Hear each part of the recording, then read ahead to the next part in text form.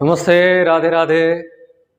सभी मित्रों का एक बार फिर आपके अपने YouTube चैनल AVH की कोचिंग क्लासेस में हार्दिक स्वागत है, अभिनंदन है। जैसा कि मित्र आप लोगों ने पिछले संस्कृत के लेक्चर में देखा होगा कि मैंने आप लोगों को उच्चारण स्थान की चर्चा कर रहा था, जिसमें मैंने कंठ और तालव्य की चर्चा कर दी थी। और आज हमारा जो लेक्चर रहेगा वो नंबर 8 रहेगा। कौन सा? 8 नंबर का लेक्चर रहेगा। और उच्चारण स्थानों में मैंने कल का जो लेक्चर था उसमें हमने उच्चारण स्थानों से संबंधित जितनी भी शुरुआत की जो पॉइंट्स प्रश्न बनते हैं उससे संबंधित चर्चा कर लिए थे। जैसे उच्चारण स्थान पाणिनि अनुसार कितने होते हैं, तो पाणिनि अनुसार जब भी कभी प्रश्न बने तो उच्चारण स्थान हमें कितने लगाने हैं? 8 लगाने हैं। और बाकी का हमने पिछले लेक्चर में आपको बता दिया है कि कंठ और तालव्य आपका यहाँ से हो जाता है। और आज हम अगला जो उच्चारण स्थान है वो कौन सा है? मूर्धन्य। कौन सा? मूर्धन्य। और मूर्धन्य वर्ड कौन कौन से होते हैं ये हमें देखना है, ठीक है। तो इसके लिए भी सूत्र एक रहता है। जैसे कल हमने अकुह विसर्जनीय नाम कंठ, यानी कंठ वर्ड जितने भी होते हैं अकुह विसर्जनीय नाम में समाहित हो जाते हैं। उसी प्रकार इच्युएसानाम तालु, यानी तालव्य से जितने भी वर्ड होते हैं वो सभी हमारे किस एक सूत्र में वर्णित थे। उसी प्रकार अगला एक सूत्र है जिसे हम कहते हैं, क्या कहते हैं? ऋतु रसाणाम मूर्धा। क्या? ऋतु रसाणाम मूर्धा। अभी आप लोग सोच रहे होंगे मूर्धा क्या चीज होती है। कहीं कहीं मूर्धन्य भी लिखा होगा या मूर्धा लिखा हो, बात एक ही है। यानी मूर्धा वह स्थान होता है जहां पर हमारी जीभ जो है घूम करके जहां स्पर्श करे, उल्टी होकर के जहां स्पर्श करे वह मूर्धा होता है। जैसे यानी री टू रसाणाम, यानी री से संबंधित मैंने कल बताया था कि जैसे आ के कितने भेद होते हैं? आ के 18 भेद होते हैं। कितने भेद? 18 प्रकार होते हैं। ई के कितने भेद होते हैं? ई के भी 18 प्रकार होते हैं। उसी प्रकार अब उसी क्रम में हम देखते हैं तो री के कितने भेद होते हैं ये हमें जानने की जरूरत है। यानी ह्रस्वरी और दीर्घरी, इन दोनों का उच्चारण स्थान क्या होगा? मूर्धा या मूर्धन। और इसी के 18 प्रकार और, यानी री के 18 प्रकार और होते हैं, वो भी कहाँ से बोले जाते हैं? मूर्धा से बोले जाते हैं। अब जैसे मैंने उस पहले लेक्चर में शुरुआत में बता चुका हूं कि उदित वर्ड होते हैं। उदित वर्ड किसे कहते हैं? यानी वे वर्ड जिनमें हम, जैसे ये लिखा है टू, हम बोले थे कु चू टू तू, यानी जैसे हम हिंदी में क चटा तपा पढ़ते हैं उसी प्रकार ये उदित होते हैं। बस संस्कृत में क्या है कि कु हो जाता है, हिंदी में वो का रहता है, यानी का से का वर्ग पूरा। संस्कृत में कु आ जाए तो इसका मतलब का वर्ग पूरा, चू आ जाए तो चा वर्ग पूरा। तो अभी यहाँ पर आपका टू है तो टू का मतलब क्या है? आपका टा वर्ग। यहाँ पर टा वर्ग रहेगा पूरा, जिसमें टा, ठा, डा, ढा और अड़ा, यानी इन सभी वर्णों का उच्चारण स्थान क्या है? मूर्धा है। आप एक बार बोल के देख लीजिए। जब हम टा को बोलते हैं टा, एक बार प्रैक्टिकली बोल के देखिए। जरूरी नहीं है मैं जो लिखा रहा हूं वो सही भी हो, आप बोल के देख ले, हो सकता है शायद गलत भी हो। तो यहाँ पे देखेंगे जब हमने टा बोला तो टा जब बोलते हैं तो आपकी जीभ जो है हल्की सी पलटी खा के ऊपर स्पर्श जहां पे कर रही है वो कौन सा स्थान है हमारा?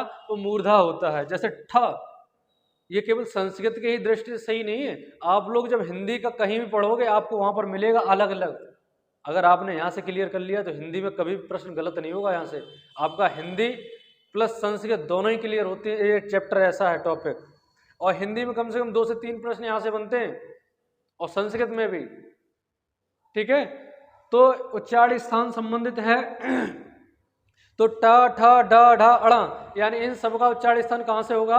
मूर्धा से होगा। बोल के देखिए ट, ठ, ड, ढ, यानी जहां पे ये लग रहे हैं वो स्थान कौन सा है? मूर्धा है।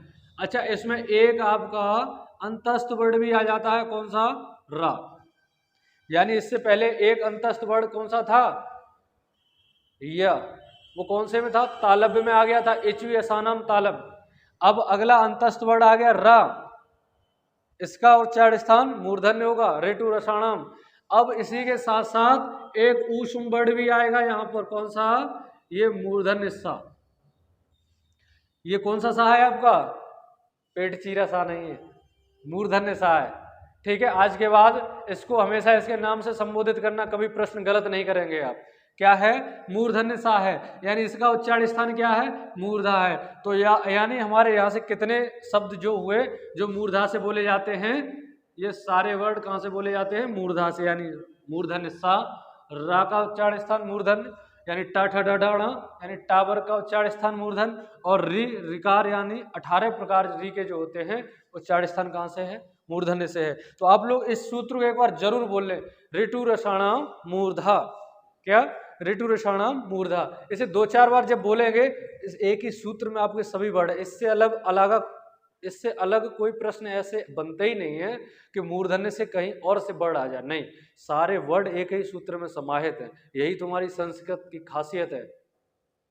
हमारे प्राचीन जो कुल गुरु रहे हैं और जो गुरुकुल जो चलाते थे और संस्कृत के विद्वान थे, उन्होंने ऐसी ऐसी वैज्ञानिकता खोज के रखी है कि आपको एक ही यानी सभी वर्ड जो एक ही स्थान से हैं और एक ही लाइन में रख दिए उन्होंने। ये भी तो है, टा के बाद ठाई क्यों आया, डा क्यों नहीं आ गया?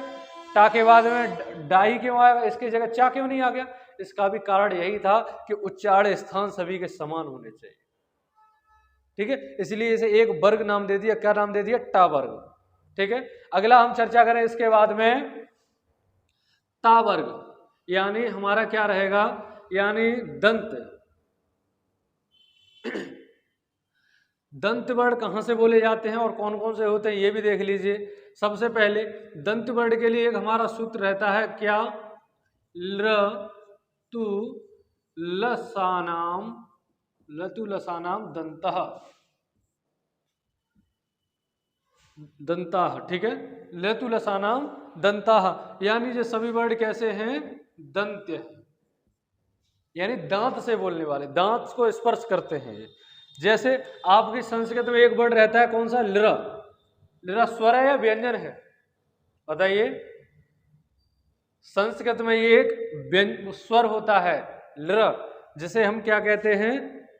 लिरा कहते हैं। ये स्वर है और इसके भेद कितने होते हैं? 12 भेद होते हैं, 12 प्रकार के होते हैं ये लिरा, क्योंकि इसका दीर्घ नहीं होता, इसका ह्रस्व रहता है। ठीक है, तो लिरा के कितने भेद? 12 प्रकार। इसी प्रकार एक प्रश्न ये बना था पिछली बार परीक्षा में कि री और लिरा के कितने भेद होते हैं। ठीक है, तो वहां पर केवल एक ही था, 30 प्रकार होते हैं। यानी री और लृ दोनों सवर्णी वर्ण कहे जाते हैं वार्तिक के द्वारा, इसलिए उनके भेद कितने हो जाते हैं? 30 भेद, क्योंकि री के 18 भेद और लृ के कितने भेद? 12 भेद। ठीक है, अब यहीं पर हम देखते हैं लतु लसानाम दंतः, यानी तू से हमारा क्या हो गया? ता वर्ग पूरा। क्या? ता वर्ग पूरा, जिसमें ता, था, दा, धा, ना, यानी हमारा ता वर्ग का जो भी वर्ड हैं सभी हमारे कहां से बोले जाएंगे? दंत से बोले जाते हैं। नहीं, बोल के देख लीजिए आप लोग। त, थ, द, ध, न, यानी हमारे जो वर्ड इन्हें बोले जा रहे हैं, तो इनसे जब हम बोल रहे हैं तो हमारी जिह्वा कहाँ स्पर्श कर रही है? आप बोल के देखेंगे, महसूस करेंगे हमारी जिह्वा दंत पे स्पर्श कर रही है। कहाँ पे? दंत पे कर रही है। इसलिए यानी आप लोगों ने कभी देखा होगा, जिन व्यक्तियों के दांत नहीं होते, जिन बुजुर्गों के दांत नहीं होते, तो उनका पूरा तावर्ग गायब रहता है। कभी बोल के देख ला, कभी आपने प्रैक्टिकल किया, आपके गांव में, आपके शहर में, आपके नजदीक आसपास कोई ऐसे व्यक्ति होंगे जिनके यदि दांत नहीं है आगे के, तो उनका पूरा तावर्ग गायब रहता है। विश्वास नहीं है, आप बुलवा के देख लेना। ठीक है, यानी तावर्ग। अब इसके बाद हमारा क्या आ गया? ला। ला का उच्चारण स्थान क्या होता है? दंत होता है। और एक ये रह गया हमारा सा। इसलिए आज के बाद ये कौन सा सा बोलेंगे? इसे इसके नाम से संबोधित करेंगे। ये कौन सा सा है? दंती सा है। क्या बोलेंगे? दंती सा बोलेंगे। क्षमा कीजिए, यानी सा, ये कौन सा सा है? दंती सा है, इसलिए इसका नाम क्या रहेगा? दंती सा। और जो मूर्धन्य सा था, ठीक है, ऋतु रसाणाम मूर्धा, और एक आपका इचुएशानाम तालब, यानी एक तालु सा, एक मूर्धन्य सा और एक दंती सा। आपके तीनों सा बट चुके हैं अलग अलग उच्चारण स्थान की दृष्टि से। और आपके अंतस्थ वर्ड भी आपके बट चुके हैं, कुछ रह गए, वो भी आ जाएंगे आगे। ठीक है, तो ला का भी उच्चारण स्थान दंत है, या का उच्चारण स्थान तालव्य है, रा का उच्चारण स्थान मूर्धन्य था। इसी प्रकार और भी जो रह गया वो आगे आ जाएगा। तो ठीक है, यानी ल के 12 प्रकार होते हैं। कहाँ से उच्चारित होता है? दंत से। ता वर्ग पूरा कहाँ से? दंत से। ला और सा कहाँ से? दंत से। यानी लतु लसानाम दंतः। समझ गए आप लोग? दंत से जो वर्ड बोले जाते हैं उन सबका उच्चारण स्थान समझ, इसे नोट करते रहिए, स्क्रीनशॉट लेते रहिए। अगले पे हम चर्चा करते हैं, अगले उच्चारण स्थान पे। अब इसके बाद क्या आएगा? पा वर्ग आता है। आपको हिंदी में पता होगा क च ट त प, लेकिन पा वर्ग आता है। पा वर्ग से केवल पा का ही बोध हो रहा है, पा वर्ग का। लेकिन पा वर्ग में और कौन कौन से वर्ड आते हैं? तो उसका भी सूत्र एक रहता है। क्या रहता है? उपपदमानीयानाम, उपपदमानीयानाम, उपपदमानीयानाम ओष्ठ, उपपदमानीयानाम ओष्ठौ। ठीक है, यानी ये कौन से वर्ड होते हैं? ओष्ठ वर्ड होते हैं, यानी ओठों से बोले जाते हैं। इनका स्पर्श, जब तक ओठ स्पर्श नहीं होंगे, एक दूसरे से नहीं मिलेंगे, तब तक ये इनका उच्चारण स्थान नहीं हो सकता। जैसे ऊ से अर्थात क्या है? यानी ऊ वर्ड, यानी ह्रस्व ऊ और दीर्घ ऊ, दोनों को उच्चारण स्थान कहां से होंगे? कहां से होंगे भाई? बताइए। ओष्ठ से। कहां से? और इसी के 18 प्रकार और होते हैं। ऊ के कितने भेद और होते हैं? 18 भेद और होते हैं। ठीक है, ये सभी उच्चारित कहां से होंगे? आपके ओष्ठ से होते हैं। ठीक है, आपने जब देखा ऊ जब बोलते हैं तो आपके ओठ लिप्स जो हैं इकट्ठे हो जाते हैं, एक दूसरे से स्पर्श करते हैं। पू से आप समझ लो, समझ रहे होंगे, यानी उदित वर्ण है, यानी पू से यानी पा वर्ग पूरा। पा वर्ग में कौन कौन से वर्ण आएंगे? पा, फा, बा, भा और म। ठीक है, मैं ये नोट करा रहा हूं, आप ऐसा ना करें कि मैं लिखा रहा हूं आप बस रटते जाएं। रटना नहीं है, ये तो आप खुद कर सकते हैं प्रैक्टिकली, कभी भूलोगे ही नहीं।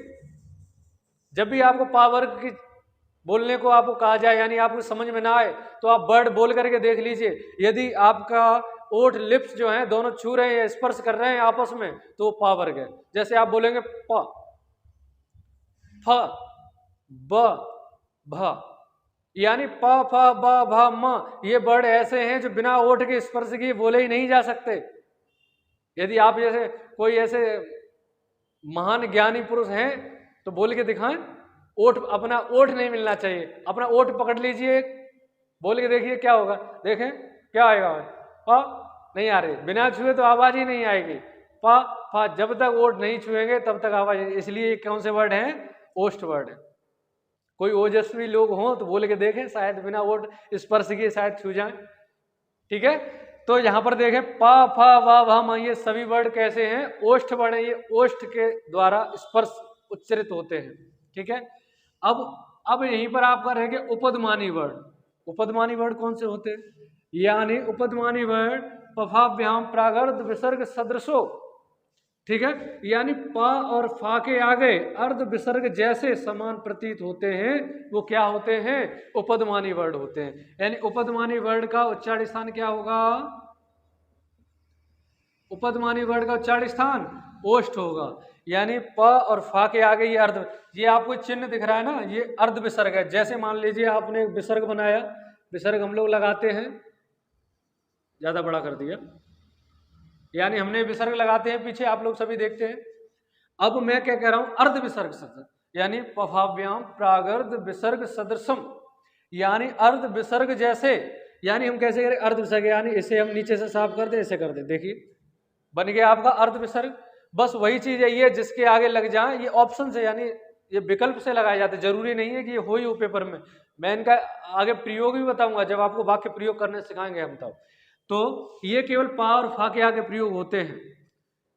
अगर यही चिन्ह का और खा के आगे आ जाए तो वो हमारा जिह्वा मूल हो जाता है। चिन्ह वही है, लेकिन बस जिसके आगे लग जाए उसकी चेंज कर देता है। यानी एक गार्ड है, यानी अगर ये मुख्यमंत्री रहेगा तो ये गार्ड वही है, लेकिन इसके आगे आ गया तो इनका मुख्यमंत्री हो गया, लेकिन मतलब इनका गार्ड हो गया। लेकिन यही अगर का के आगे पहुंच जाए, यही चिन्ह अगर का के आगे पहुंच जाए तो इसका ही नाम बदल जाता है। ठीक है, वो जिह्वा मूल हो जाता है। यहाँ क्या है? उपदमानी वर्ड है। तो यानी ओष्ठ वर्ण कौन कौन से होते हैं, यानी पा वर्ग आपका पूरा और ऊस के 18 भेद सभी कहां से बोले जाते हैं, ओष्ठ से बोले जाते हैं। यानी हमने आज चर्चा कर ली है, यानी पिछले और इस लेक्चर को मिला करके हमने 5 उच्चारण स्थानों की चर्चा कर ली है। कितनी? 5 उच्चारण स्थानों की। एक अब हमारा उच्चारण स्थान तो हम और भी आगे कराएंगे, लेकिन अभी एक इसी के साथ साथ एक महत्वपूर्ण वर्ड जो है वो कौन सा है, वकारस्य दंतोष्ठ। ठीक है, कौन सा है, वकारस्य दंतोष्ठ। इसका स्क्रीनशॉट वीडियो रोक करके आप लेते रहें। ठीक है, एक स्पेशली वर्ड रहता है ये वाव, ये कहीं नहीं मिला होगा आपका। इसका स्पेशली सूत्र रहता है, ये सूत्र ही पूछ लेता है इसका, वकारस्य दंतोष्ठ। क्या? वकारस्य दंतोष्ठ, यानी वा का उच्चारण स्थान कौन सा है, दंतोष्ठ। ठीक है, ये प्रश्न आया हुआ है, कई बार पूछा गया है कि वा का उच्चारण स्थान क्या है, तो क्या लगाएंगे हम लोग, दंतोष्ठ लगाएंगे। ठीक है, आज के हम लेक्चर में बस इतना ही रखते हैं और आप बस इतना कंप्लीट करते चलिए। साथ ही साथ हम आप लोगों को धीरे धीरे आपको सभी प्रैक्टिस करा दें, छोटी छोटी वीडियो के माध्यम से सभी उच्चारण स्थान हम आप लोगों को कंप्लीट कराते जाएंगे। ठीक है, बस बने रहिए हमारे साथ। यदि आपको वीडियो हमारी अच्छी लगे तो आप लाइक कमेंट अवश्य करते रहिए। ठीक है, राधे राधे, जय श्री कृष्ण।